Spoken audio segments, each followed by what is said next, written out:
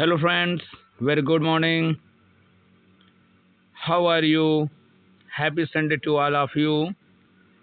And friends, today I am going to teach you the very special rules based on parts of speech और parts of speech में आज हम लोग सीखेंगे the noun और आज के जो टॉपिक्स हैं वो एमसीक्यूज बेस्ड हैं और एमसीक्यूज बेस्ड क्वेश्चंस को सॉल्व करते हुए और उसके कॉन्सेप्ट को समझते हुए हम आगे चलेंगे।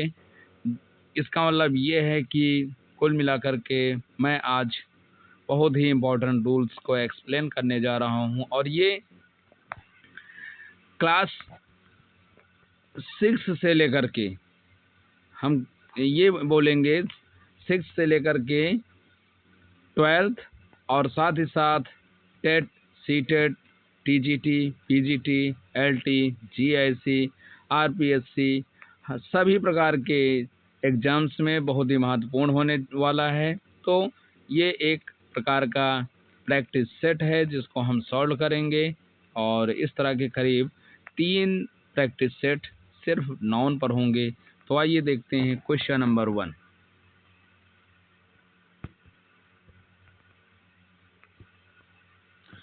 I love my country, but my law of humanity is greater. तो यहाँ पर क्या है? अंडरलाइन वर्ड्स आर, यानी ये अंडरलाइन कहाँ पे है? लॉ के नीचे है और ये एक लॉ ये है। तो स्टूडेंट्स, अब आपको ये बताना है कि जो पहला लॉ है ये कौन सा पार्ट ऑफ स्पीच का है और ये दूसरा वाला लॉ किस पार्ट ऑफ स्पीच से बिलोंग करता है। तो जैसा कि आप सभी लोग जानते हैं कि पार्ट्स ऑफ स्पीच बहुत ही इम्पोर्टेंट है। तो सबसे पहले अब हम ये देखते हैं कि आई लव माई कंट्री। तो आई आपका सब्जेक्ट है और लव आपका वर्ब है। तो पहला जो लव है वो एक प्रकार का वर्ब है। तो ऑप्शन में आते हैं। ऑप्शन नंबर 1 पहला वर्ब, यस, पहला लव वर्ब है और दूसरे में नाउन बताया जा रहा है, तो ये आपका रॉन्ग है और ये भी रॉन्ग है। अब 2 वर्ब हैं। ऑप्शन नंबर ए में भी वर्ब है और 4 में भी वर्ब है।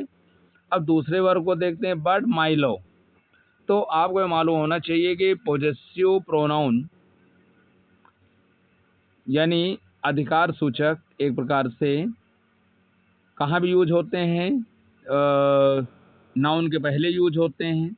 तो माई लव यानी दूसरा जो है वो नाउन है और जब दूसरा नाउन है तो यहाँ पे देखते हैं तो हाँ, तो ऑप्शन नंबर 1 आपका सही है और 4 भी आपका कट गया। तो इस तरह से आपको समझना है। Next, there is a London in Ontario. Ontario में एक लंदन है, अंडरलाइन वर्ड इज। अब आपको मालूम होना चाहिए डियर स्टूडेंट्स कि ए एंड द क्या हैं? आर्टिकल्स हैं और ये हमेशा नाउन के पहले आते हैं। किसके पहले आते हैं? नाउन के पहले आते हैं। और कौन सा नाउन? कॉमन नाउन के पहले आते हैं। ए एंड द कहाँ पे आते हैं? कॉमन नाउन के पहले आते हैं। तो ऑप्शन ए और ऑप्शन 1, 3 और 4 ये कट जाएंगे और करेक्ट आंसर है option number 2, common noun. Next,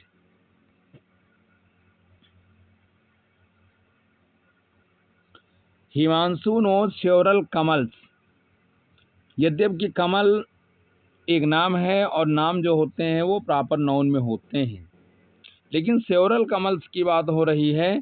तो सेवरल एक इंडेफिनिट प्रोनाउन है और ये अगर किसी एक प्रकार से इंडेफिनिट एडजेक्टिव एक प्रकार से है और अगर एडजेक्टिव किसी के पहले आता है तो वो एक प्रकार का नाउन है और स्पेशली नाउन्स में ये कॉमन नाउन है। मतलब यहाँ बताया गया सेवरल कमल्स, कई कमल्स को जानता है, यानी कमल नाम के बहुत सारे व्यक्ति हैं। तो option number A is correct. Her here is brown, तो हेयर आपका क्या है? हर हेयर, उसके बाल भूरे हैं। तो हेयर क्या काउंटेबल नाउन है? क्या बालों को गिना जा सकता है? या अनकाउंटेबल, या बालों को नहीं गिना जा सकता? या एक मास नाउन है या नन? तो डियर स्टूडेंट्स, ये एक अनकाउंटेबल नाउन है, ठीक है। और next question, I found a here in my soup. Soup जो आप पीते हैं, पीने वाले सूप की बात हो रही है। तो आई फाउंड अ हेयर, अब ये तो मालूम होना चाहिए ए एंड द किसके पहले आता है। पहली चीज़ तो मैं आपको बता देता हूँ, वो काउंटेबल के पहले आता है। और अगर ए एंड द आ गया तो इसका मतलब कि उसको आप गिन भी सकते हैं। ए एन अगर आ गया तो इसका मतलब गिनने वाली चीज़ है, और गिनने वाली चीज़ है। तो ऑप्शन नंबर ए आपका करेक्ट है, 1 करेक्ट है। अब यहाँ पर आई फाउंड आई हेयर, यहाँ पर हेयर काउंटेबल नाउन के रूप में यूज हुआ है, means hair can be counted here in this sentence.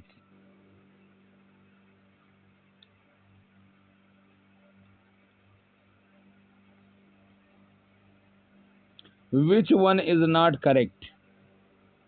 Proper noun denotes an individual person place. Yes, proper noun denotes बताता है किसी विशेष व्यक्ति के बारे में और स्थान के बारे में। जैसे अगर कहा जाए रामू, तो रामू क्या है? ये किसी लड़के का नाम है, इसका मतलब ये प्रॉपर नाउन है। और if I say Lucknow, so Lucknow is also a proper noun. Next, a proper noun has no plural form. Proper noun का कोई प्लूरल फॉर्म नहीं होता। तो ये भी आपका सही है। अगर मैं कहूँ लखनऊज, तो लखनऊज नहीं होगा, लखनऊ लखनऊ रहेगा। अगर दिल्लीज कहें तो वो भी रॉन्ग है। तो यहाँ पर ऑप्शन 1 और ऑप्शन 2 दोनों सही हैं। अब देखते हैं तीसरे ऑप्शन को। Next, proper noun can be used after a an. Proper noun के पहले ए एन का इस्तेमाल यहाँ पर बताया जा रहा है किया जा सकता है। तो नहीं, प्रॉपर नाउन के पहले ए राम नहीं होता, ठीक है, ए सीता नहीं होता। इसका मतलब कि ऑप्शन नंबर 3 क्वेश्चन के अनुसार यही सही है, क्योंकि इनकरेक्ट पूछा गया है, और ये भी आपका ठीक है। Next, wisdom is better than strength. Wisdom is better than strength. तो विजडम मतलब बुद्धिमत्ता, ये ऑब्स्ट्रैक्ट नाउन है या एडजेक्टिव है या एडवर्ब्स है या नन है? तो आपको मालूम होना चाहिए कि केवल और केवल adjective as a subject use नहीं होता। ये आपको मालूम होना चाहिए कि केवल और केवल एडजेक्टिव एज ए सब्जेक्ट नहीं यूज होता। तो ये कट गया। एडवर्ब ये हो नहीं सकता।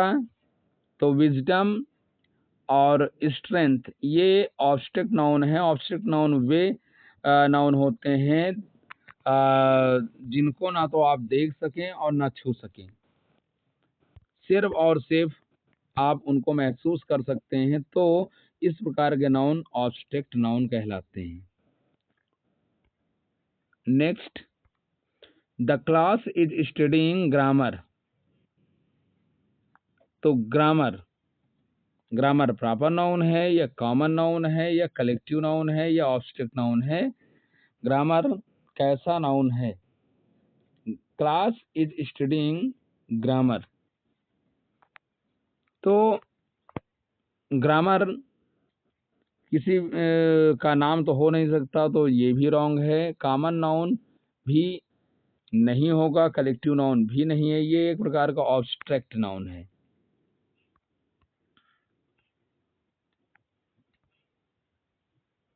आई saw a fox in the forest. I saw a fox, अब ए एन का इस्तेमाल अगर हुआ है तो इसका मतलब ये नाउन है, और नाउन में कौन सा नाउन है? एक कॉमन नाउन है। इन द फॉरेस्ट, तो यहाँ पर फॉक्स क्या है? निश्चित तौर पे ये कॉमन नाउन है।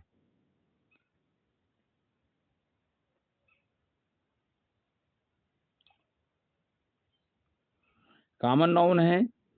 और आई सा अ फॉक्स, मैंने एक, सॉरी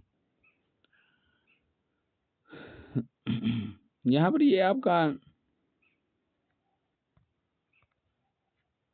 मैस्कुलिन जेंडर के अंतर्गत भी आ सकता है।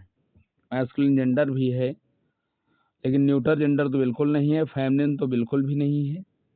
Next, feminine gender of administrator. Administrator का फेमिनिन जेंडर क्या होगा? तो जैसा कि आप लोग जानते हैं, क्या जानते हैं कि एडमिनिस्ट्रेट्रेस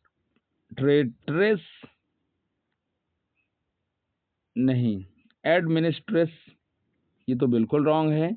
ऑप्शन 1 और 3 यहाँ पर हो सकते हैं, लेकिन एडमिनिस्ट्रेटर का ये आपका VBI क्वेश्चन है। It can be asked in several exams. तो option number 3 is correct, administratrix. Next, feminine of bachelor. Bachelor का फेमिनिन क्या होगा? तो बैचलर का जो feminine, maid, it is right. Spinster, ये भी एक प्रकार से फेमिनिन ही है। और वर्जिन, वर्जिन भी। तो all of above. Next, the moon has hidden his her aids there. चांद, चूंकि चांद तो केवल एक ही होता है, तो चांद ने अपना चेहरा छिपाया है behind the clouds. Very important question. और यहाँ पर जहाँ तक चांद का सवाल है ना, जहाँ तक चांद का सवाल है, तो चांद को स्त्रीलिंग में काउंट किया जाता है, और इसलिए option number 2 is correct. Next, the sun sets dot dot beams. Sun, सूरज। सूरज के लिए कौन सा प्रोनाउन उपयुक्त होगा? The sun sets beams on rich and poor alike, यानी सूर्य जो है वो अमीर और गरीब सब पर एक समान अपनी किरणों की बौछार करता है। तो सूर्य जो है, सूर्य को मैस्कुलिन जेंडर के अंतर्गत माना जाता है, और that's why option 1 is correct, sun sets his beams. So dear friends, आपका जो ये वीडियो है लंबा ना हो, इसलिए इसको हम यहीं पर विराम देते हैं, और नाउन का जो अगला पार्ट है वो नेक्स्ट वीडियो में लेकर के आते हैं। बहुत बहुत धन्यवाद।